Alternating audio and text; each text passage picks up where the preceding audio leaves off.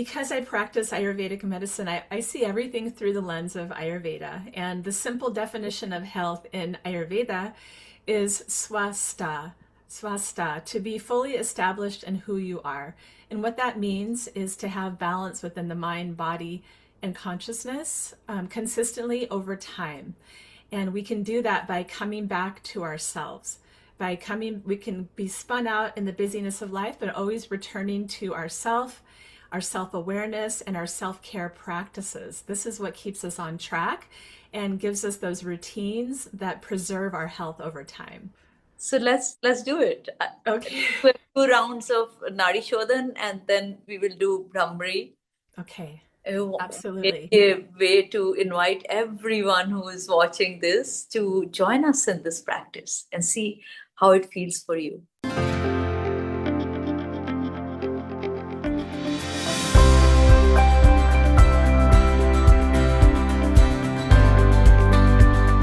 What if the best chapter of your life hasn't even begun yet? What lies within you is the power to live brighter, bolder, and truer than ever before. So welcome to Vivatude, where caregiving, connections, and career come into balance, and where your vitality, vision, and voice shines through. Because the revolution isn't out there, it's already within you. Welcome to Vivatude. Welcome to Vivatude. It's an absolute honor. I welcome Sarah Kruse to our show today. Sarah is a dear friend of mine. She's an Ayurveda doctor. She and I met 12 years ago, and ever since I've been her fan. We've also partnered on many things, including taking a Panchakarma retreat to India last year. And with that, Sarah, welcome to Vivatude. Thank you, Anu. I look forward to our conversation today. Yeah, we're going to get right in. And the first thing we're going to talk about is happiness, because everybody is seeking it. And I heard you say something about happiness, which I'd like you to explain, because you said happiness is our true nature. That's how Yeah. we are meant to be. Could you explain that a little bit? And how did you realize that? And how do you keep coming back to it again and again? Yeah, what is true happiness? This is a timeless question, right? And for myself, I had an understanding, I guess maybe a moment of realization some years ago that true happiness is my true nature.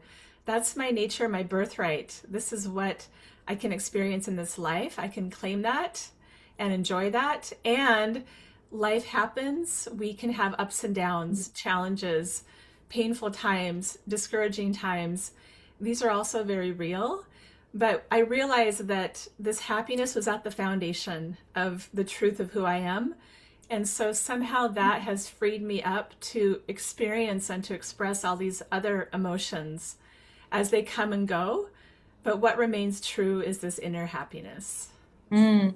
How do you remind yourself when you have all these other things coming and going, and the as we say, the waves, of the ocean?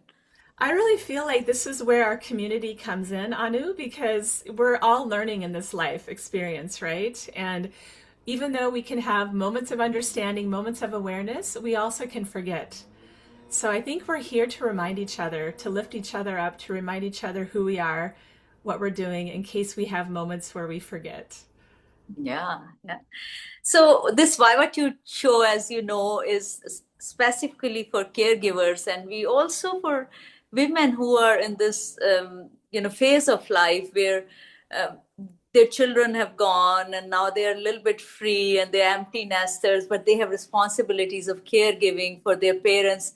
But also they are in this phase of life where they start to have more time and they're discovering themselves in a very different way. So that's where you know your experience and how you are about living. I was going to say health and wellness. I think it's more than health and wellness. It's how we show up, how we live, how we um, intake all what's coming to us, and how do we, what's our outputs as a result of what's coming to us. So I know it's a one big large question I'm asking, but I'm asking you, what's your definition of health? Let's just start there, and then we'll go for health of women who are in this phase of life. So two-part question. Yeah, so there are different ways of answering that. And because I practice Ayurvedic medicine, I see everything through the lens of Ayurveda. And the simple definition of health in Ayurveda is swasta, swasta, to be fully established in who you are. And what that means is to have balance within the mind, body, and consciousness consistently over time. And we can do that by coming back to ourselves. We can be spun out in the busyness of life, but always returning to ourself, our self-awareness, and our self-care practices. This is what keeps us on track and gives us those routines that preserve our health over time. So that's one definition or aspect of health that I talk about with all of my clients. And then in terms of preserving health in this stage of life, mid 40s to mid 60s, 70s, and beyond even, Ayurveda talks about maintaining our balance with nature, acknowledging that we are part of nature. Everything we do is connected to nature. Everything happening in nature impacts us. So when we sync up our rhythms and our activities with the natural rhythms of nature, we maintain our health. And there are fluctuations that happen in life, in our different stages of life. We've talked about this a lot, Anu, with, the doshas and the different stages and how that develops. So I don't know if you Do you want me want to to go into talk a little that. bit more about this particular phase and what's going on? And I know you have articles you're writing about this phase, and you just published an article for what was that magazine you talked about yesterday? Oh yeah, there's an herbal company that I had written an article about some women's health topics for, and I could share about that today if you like. So in Ayurveda, we acknowledge that there are different stages of life for a person's body, and we're talking about women's health especially right now. And so midlife, there's an increase of what's called Vata dosha, or there's an increase of air element and space element in the environment that impacts our internal environment. So when this happens, there may be an increase of certain qualities that can build up in the environment, that can build up in our body, that may be new, not as familiar to us. For example, one of the main qualities I see that comes sweeping into a woman's life, midlife, during this perimenopause, menopause time, is the dry quality.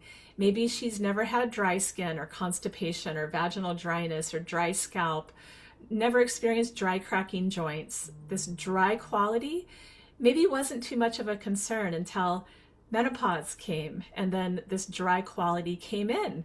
And so in Ayurveda, we talk about bringing balance to these qualities. So opposite of dry is wet or oily.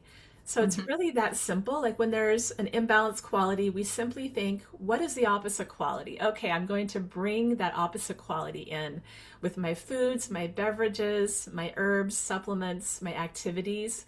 So I see a lot of this dry quality building up. And so in Ayurveda, we emphasize proper hydration and proper oiling of the tissues, keeping the body supple, juicy, enhancing moisture throughout the body. And when we do this, it brings an ease to the nervous system. Women can experience more anxiety and even mood imbalances midlife. And it's because this Vata dosha gets elevated. One of the fastest ways to calm Vata dosha is to give yourself an oil massage. And so this is something that I recommend to a lot of my clients. Probably one of the top 3 practices that balance this Vata dosha, the nervous system, and this Vata stage of life is simply applying warm oil to the body. And of course, we have to look at the individual's constitution, but in general, we'll use like a warm sesame oil or almond oil. this kind of oil, apply it warm to the body, and just notice everything feel calm and relaxed and things feel warm and soothed. So there are little things like this we do in Ayurveda consistently that make such a difference. Yeah, yeah. And sometimes, in fact, we end up doing the opposite. So, for example, menopause is a phase where women may add weight, and that can become challenging. And we start dieting. We might go on salad diets, which are again more dry, right? Or we start exercising too much, take on, doing extreme activities, hiking for hours, running for, or jogging for miles. What are the challenges with that, going that route to deal with some of the issues that happen with menopause? Like if we go too far in one direction, I mean, this is something that I see a lot of my female clients experiencing is a lot of these women I'm looking at are like super women. They're superheroes. They can do it all. They have the family, the career, the household. They're writing a book, they're traveling, like they're super women. It's incredible. It's impressive. But sometimes there's a cost at performing at such a high level is that we can get used to overriding our body's signals, not listening when the body's saying rest, slow down, let's take a lunch break, time to go to bed, time to drink water. We have the strength and the ability to override some of these signals in our youth, our 20s, 30s, even early 40s. We can sort of override and get away with it. But then at some point it can catch up with us. And at some point, it becomes so necessary to pause and to listen to that inner voice, to listen to that signal, time to take rest, time to take the lunch break. When we do that, there's so much honoring of the body that takes place, then our health comes back to balance. And the reason I ask is, I'm going through that phase right now where I am experiencing what you often talk about is that pragna paradha, where, our intellect is always guiding us. So would you like to talk about that a little bit more? Because you kind of remind me of that. And you've often reminded me when I'm going through a phase and say, okay, how do I get this thing back in balance? Where have I skewed on the other end? Well, according to traditional Ayurvedic wisdom, we acknowledge that there's this Sanskrit term, pragna parada, which means mistake of the intellect or crime against wisdom, actually, is the translation, which means knowing better, but doing something anyway. Knowing it's time for bed, but we stay up for 2 hours. Or, knowing it's time to have our lunch break and we put it out 3 hours later. Or, a very obvious example, people know smoking is not healthy, they do it anyway. These kind of things, like knowing better and not doing the thing is considered one of the primary causes of disease or imbalance in Ayurveda. So what we can start to do is cultivate that loving awareness, listening to our inner wisdom, just listening to that wisdom that is inherent within us, knowing when to slow down, knowing when to say no thank you. We don't have to say yes to every invitation or obligation that comes our way. So I find that one of the healthiest self-care practices is learning your clear yes and your clear no thank you. That knowing when to say yes to yourself or to an invitation, or knowing when to say no, I'm good. I don't need to do that as well.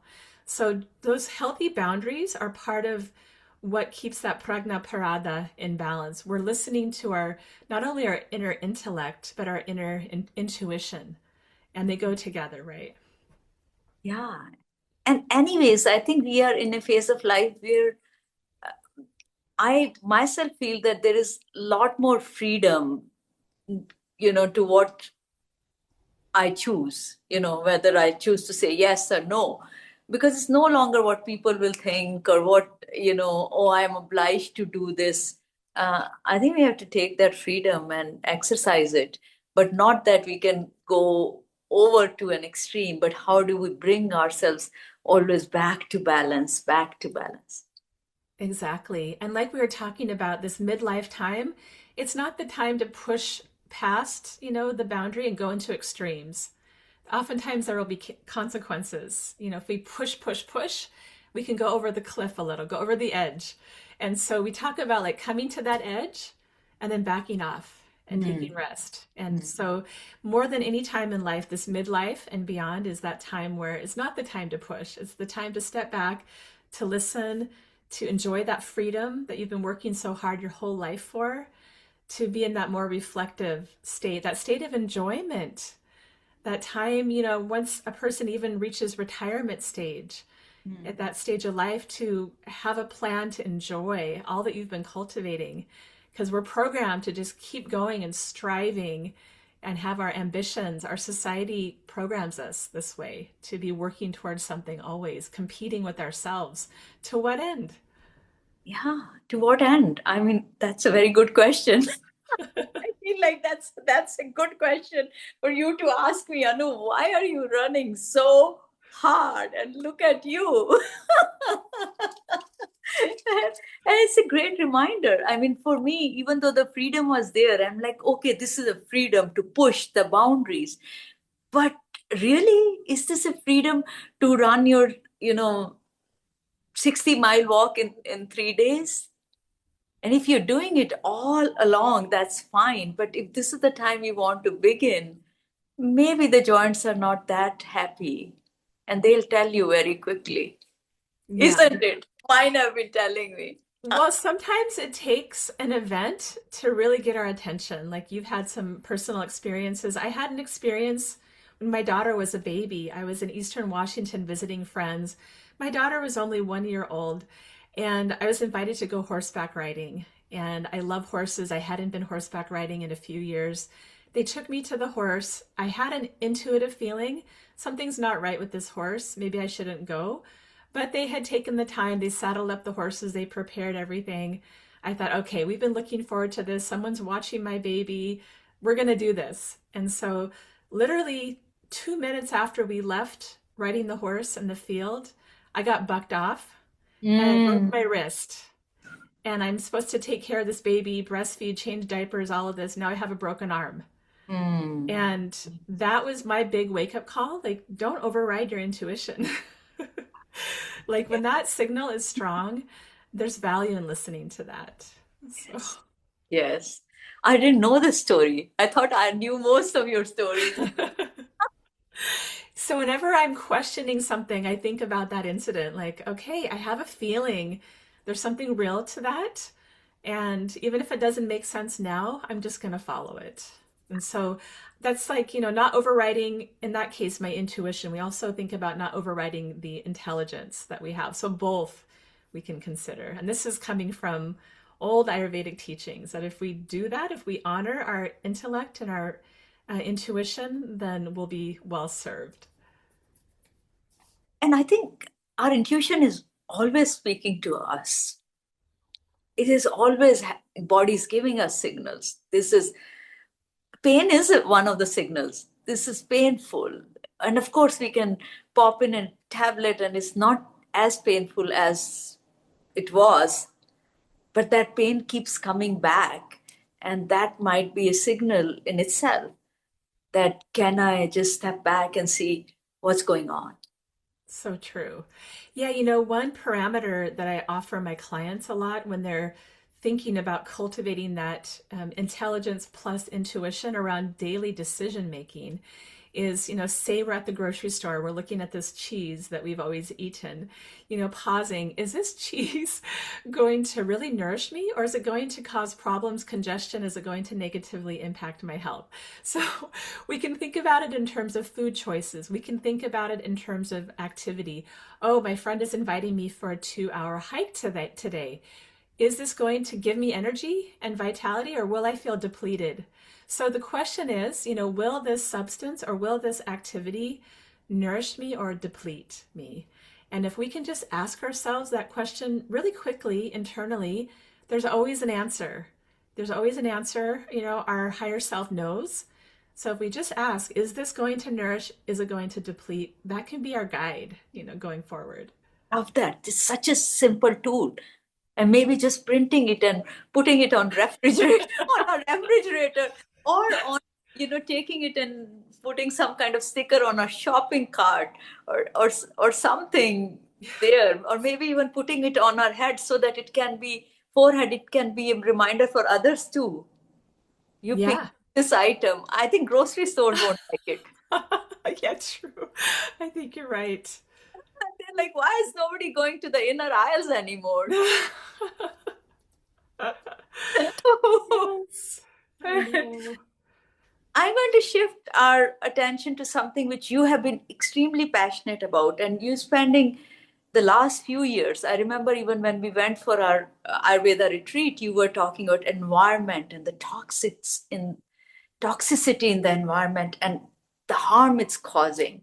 So we talked about our internal, signals of intellect and intuition. Now moving to the external, what's going on in our environment that we need to be aware of, and how is it harming us? Yeah.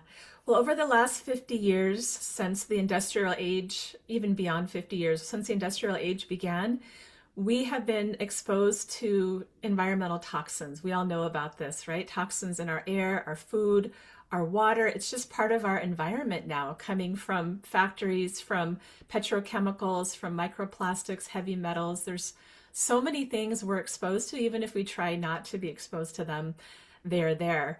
And so I've just been contemplating, this for some years because I feel like Ayurveda has some solutions to helping us to remove these toxins from our body, which is what we did a year and a half ago, Anu. We took this group to India for Panchakarma cleansing to deeply detoxify these toxins, but also to rejuvenate and to reconnect people with themselves in a deep way. So Panchakarma is this profound healing modality that Ayurveda offers as part of the solution.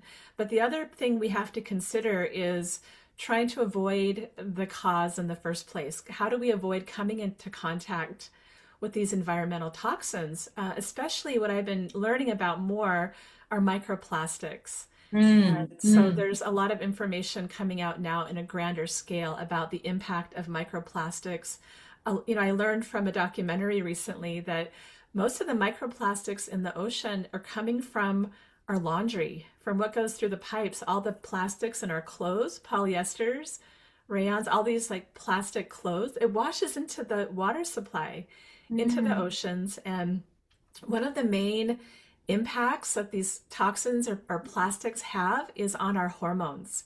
They're endocrine disruptors in these plastics that can affect a woman's periods, her menopause. It is very impactful around fertility for the woman and the man. Sperm count is down 50%. So it's become kind of a critical point. And so it can be discouraging and frustrating, even depressing if you really go down that rabbit hole. But it's also empowering because it puts us in the driver's seat of making daily decisions to minimize the impact or minimize our contact with these pollutants, so these microplastics, for example. And so we can start in our own homes, by avoiding using plastic water bottles, by using better quality detergents. And there's so many ways, even trying to have more natural clothing, natural fibers, cottons and wool, and less of the dye. I was watching this, I was listening to a documentary actually, and they talked about in China where they make all these blue jeans. The river is literally running blue. Like it's literally blue. And so there's just these extreme examples, of what's happening, but it's down to each of us to care for our bodies and our health, for our metabolic health, our hormonal health, our mental health. All of it is connected to our environment because we mentioned earlier in our conversation how in Ayurveda we are acknowledging we're part of nature. Nature is part of us.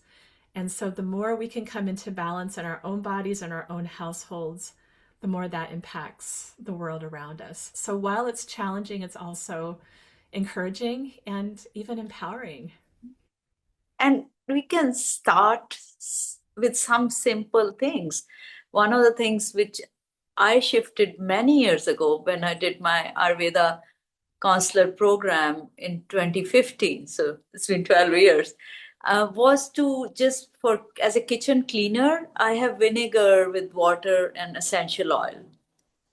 And it does its job. I haven't had felt the need of bringing something stronger in there. Exactly. Like that provides such a useful solution. It's even more pleasant smelling. It's an enjoyable experience. That's a great example, Anu, because a lot of these fabric softeners or room fresheners or room sprays or the little green tree that people hang on their cars when they're driving on the window or the rear view mirror, those all have those artificial fragrances that are endocrine disruptors. Even these designer perfumes, Yeah. sorry to say it, but they're directly disrupting hormone balance. And so opting for other alternatives, essential oils, natural, all natural. If it says natural fragrance, it's usually chemical or Mm, mm, natural scent, natural fragrance, or it just says fragrance, usually chemical. So mm. there are many fantastic products. Even candles are being made with essential oils and beeswax, much Yeah. better option for people. Yeah. So there are options available. And I feel like there's growing awareness. So as a practitioner, it's just very encouraging because then we don't become helpless. We actually have tools that we can implement. And another area I was thinking is cosmetics. Isn't it what we're putting on our face? Skin is our largest organ. It breathes. Everything we put in here is going down into our bloodstream. And I think people don't sometimes recognize that. They think it's just right on the outside. But whatever is outside, we are inhaling and also breathing and is going in. So true. Yeah. Some experts I've listened to will also say they don't put anything on their skin at all unless they would be willing to eat it off a spoon. Hmm. So Hmm. like their skin cream, their makeup, if they're not willing to eat it, they won't put it on their skin. It's Or if you something. just pause and read the ingredients, like, wow, do I really want to put that on my skin? My skin's going to be eating that, you know? And I think it's important to not just read the ingredients, but also feel. Does it feel like a chemical? What you put on this? Does it smell like chemical? Right? Do you want to put that on your skin? And so sometimes asking those questions.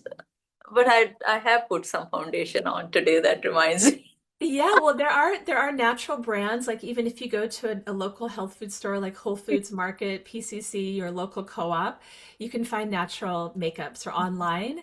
So Mm, there's a growing demand for natural alternatives with mm, cosmetics, even with paint, in the home, with cleaning supplies. With, one of the worst is Ziploc bags, mm, right? And so they're single-use plastics. There are alternatives becoming available now where they're made from silicone and they can be reused, washed in the dishwasher, or there are bread bags lined in beeswax. mm. So the point is there are healthy alternatives becoming more and more available as we go forward. So we can actually one by one let go of some of these things we've become used to and switch to the alternatives over time for the benefit of our health. And any time is a good time to start. Yes. The Yeah, body has immense capacity to rebuild itself too. that's it. Yeah. Our bodies are so resilient and so adaptable. That's what's amazing about our bodies, how adaptable, our bodies can adapt to the environment, adapt to change. Um, and, it's nice if we can help too. Uh, Yeah. we talked about environment, and one of the biggest thing we are taking from the environment is the air. I mean, we are living, breathing beings, and without a breath, we don't exist, right? So the air we breathe in our house, we increase the quality of the air we breathe within our house. And I have seen this for myself. When cleaners used to come and clean the house every few weeks, I'll have this little, irritation they'll start in the throat. And sometimes it'll become severe in the next 2 or 3 days. And here I have got the house cleaned. shouldn't I be feeling better about it? It's looking neat, but shouldn't I be feeling better? And then I started to recognize on how much chemical they are using. So now I have told them, these are my cleaning supplies for you. Here's what you use when you come and clean my house. So even just making that investment, but my body was informing me. And for years, I overrode that, Sarah. I was like, no, I'm not cleaning the toilets. This is one bed, little respite I have. I'm not going to give up on that. And it's not asking me to give up. It's what's the alternate? What else can we do here? Truly. Yeah, such a great observation, just paying attention to how your body is responding and then choosing something different one fine day. It's never too late to start, like you said. On breathing, we also have this huge practice of pranayama is helping us, you know, create that resilience through breath, isn't it? So you want to talk a little bit about pranayama and then we can go to your favorite practices and maybe even practice together. Absolutely. Yes, our teacher of Ayurveda, Dr. Ladd, talks about pranayama so much. In fact, you and I went and took a workshop with him some years ago, and he talks about how prana is the bridge between body, mind, and consciousness. So prana is also known as chi or breath or life force. It's all around us, this life force energy. So when we practice pranayama or breath work, we're connecting, our mind and our body and consciousness together and creating such ease in the nervous system. In fact, Dr. Ladd says, even if we don't do all the suggested practices around diet, nutrition, herbs, as long as we're doing pranayama and meditation, we should be good. So he considers pranayama and meditation to be the cream of the crop of all self-care practices. And the beauty of pranayama is it's very gentle and safe. And the ones we'll do today, anybody can do safely in any setting. So, shall we do some together? Yeah, we should. I was also thinking of, we kind of see this that when we are stressed, somebody will tell us, take a deep breath. Right? Take a deep breath. So it's been inherently, we know that just calming the nervous system is possible just by breath alone. And we have beautiful practices that allow us to do that. So I think, Sarah, before we go into the practice, I'd love for you to talk about some 2 or 3 practices which can calm the nervous system, especially with all what's happening around us. We even now told them the environmental toxins everybody's taking. So you want to give them tools to calm down their system. So let's just talk about a few exercises and then we can practice 1 or 2 together. So practices aside from pranayama or the specific pranayama? Specific pranayamas which will calm the nervous system. Yeah, so I have to say, I think my favorite pranayama practice of all time is Nadi Shodhana, which is the alternate nostril breath, where you're breathing in one nostril, out the other, through that same nostril and back out. We'll practice together, but what this does is it brings a balance to the right and left hemispheres of the brain.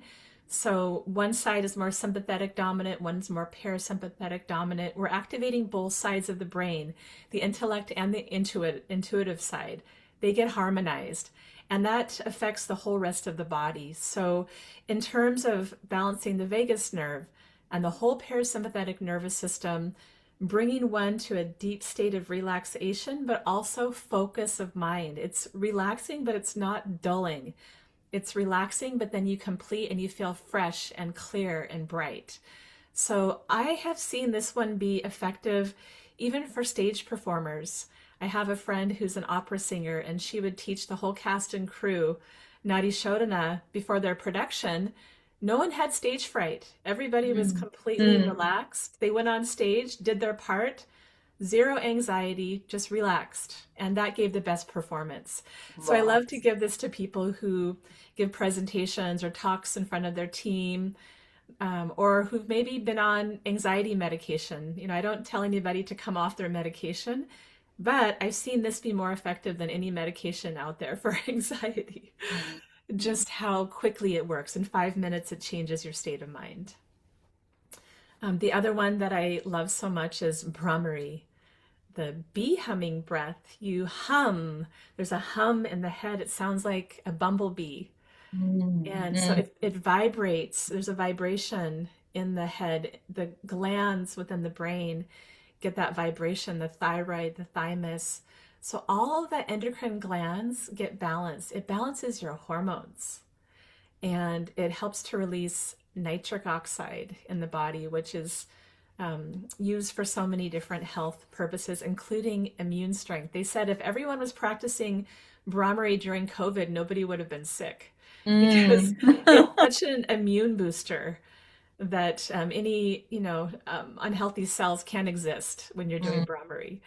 So Mm. there's that. And then Dr. Ladd says that when you practice Bhramari, you will know what unconditional love is. So it brings Wow. you right to your heart and to this acceptance of self and acceptance of others. So those are the two that I practice and I teach the most, that there's really no contraindication. Anybody can do it. So, So let's do it.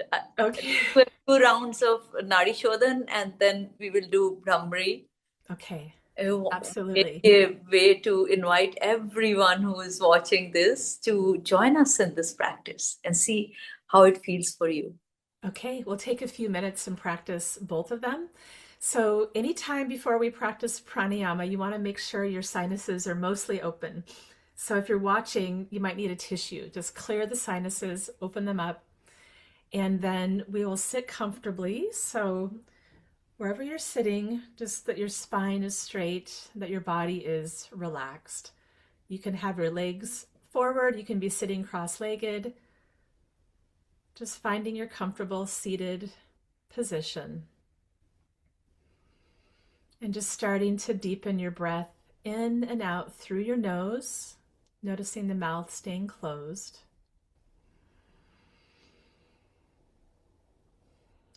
Lengthening and deepening your breath.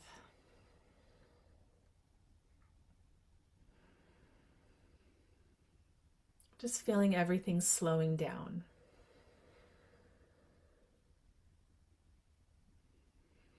So for the first practice, Nadi Shodhana, you can open your eyes and we'll keep the left hand just resting in the lap. And we'll bring the right hand up.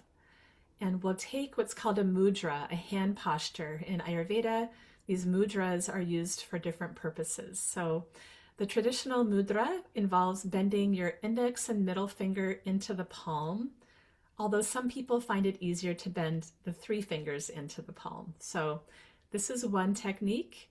The other is to rest index and middle fingers between the eyebrows. And so this can also be comfortable for some. So I'm going to use the traditional mudra, and we can practice this together now. You can even close your eyes and follow my instruction. So taking your right thumb, closing the right nostril, taking a deep breath in through your left, closing left with the fingers, pause, and then exhale through the right.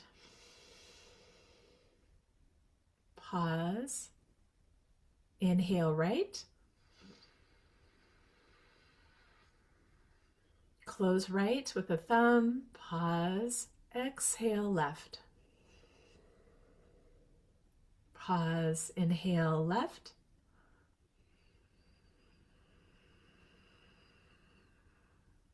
Close left, pause, exhale right. Pause, inhale right.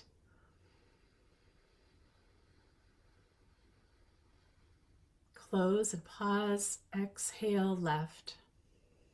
And we'll do one more round together. Inhale left.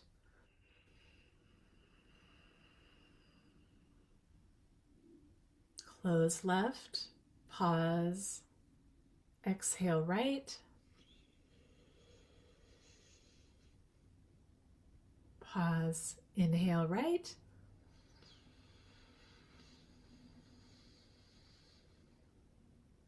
close and pause, and your final exhalation out the left nostril. And then go ahead and rest your hand back in your lap, keeping the eyes closed, and come back to your natural breath. Noticing how your breath feels, noticing the mind and your body. Noticing that stillness within.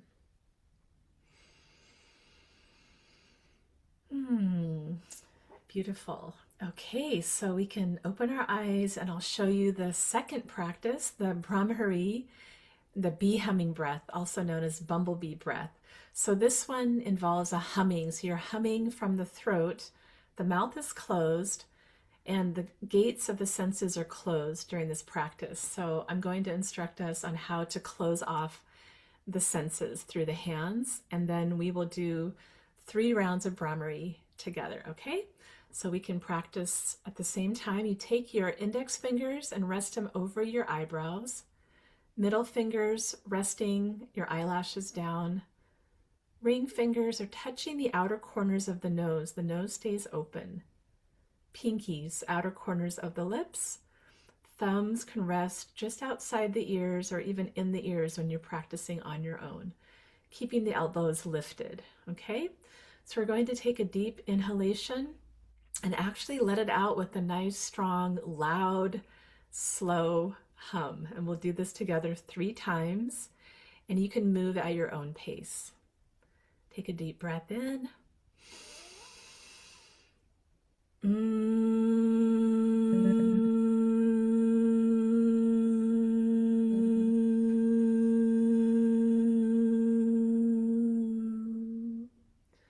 Deep breath in, humming like a bumblebee.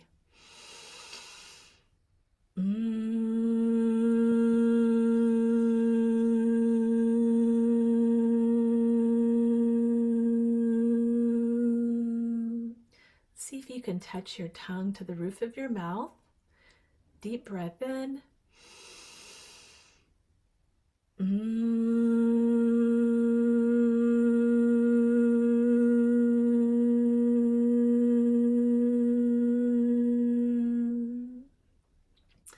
And then resting your hands back down in your lap. And we can keep the eyes closed. I just want to give you 2 variations of Bhramari. So if you're finding it cumbersome or too complex to use the hands, you can also simply close the ears. So taking your index fingers, closing your ears, we'll hum 1 time together. So just 1 hum.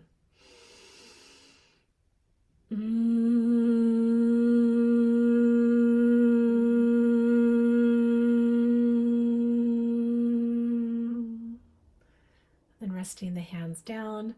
The 3rd variation is just to keep the hands in the lap and simply hum. And we'll do this 1 time as well. Deep breath in.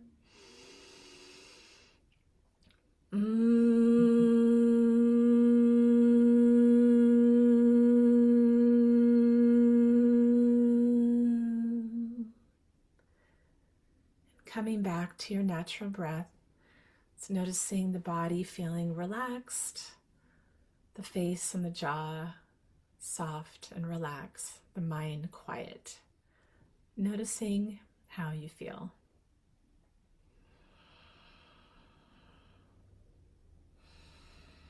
And with the eyes closed, let's go ahead and rub the hands together, creating some heat in the palms. And then resting the palms over your eyes.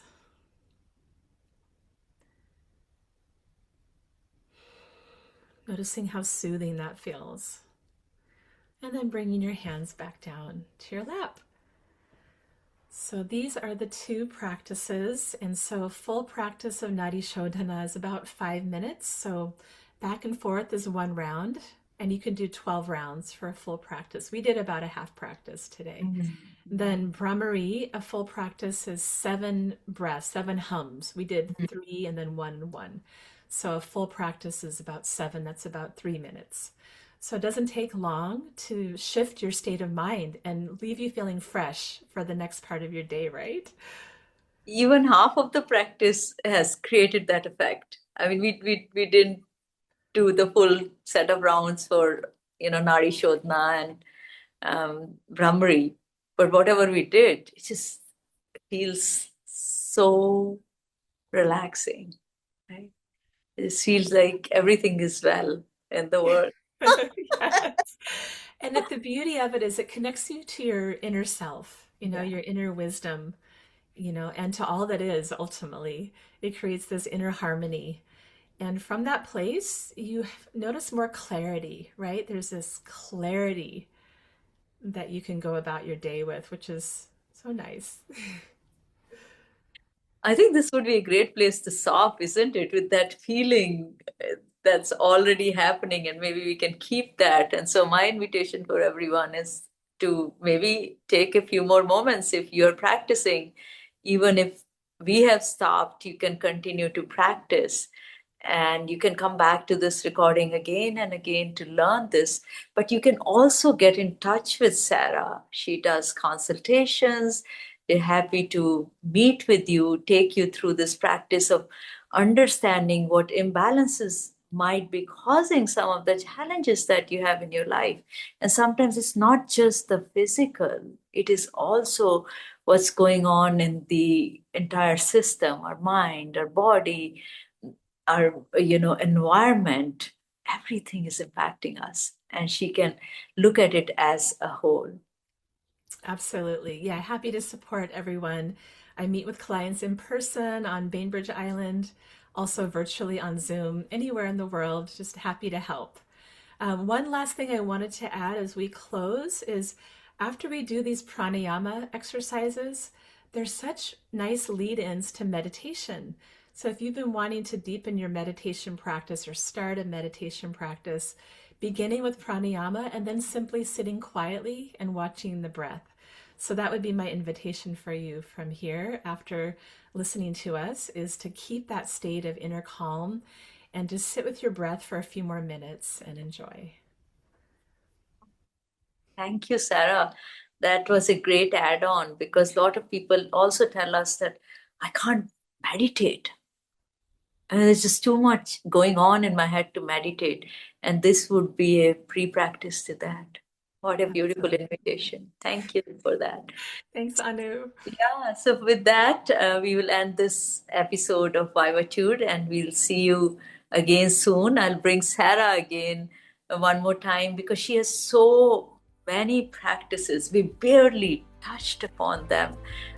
In fact, many, many more episodes we can create. So we'll be back again. Thank you so much. Thanks, Anu. And thanks for listening to Vivatude. 4 hosts, 1 each week. We help you revivitude your next chapter, because purpose, passion, and prosperity isn't out there. They're already within you. Brighter, bolder, truer. Vivatude.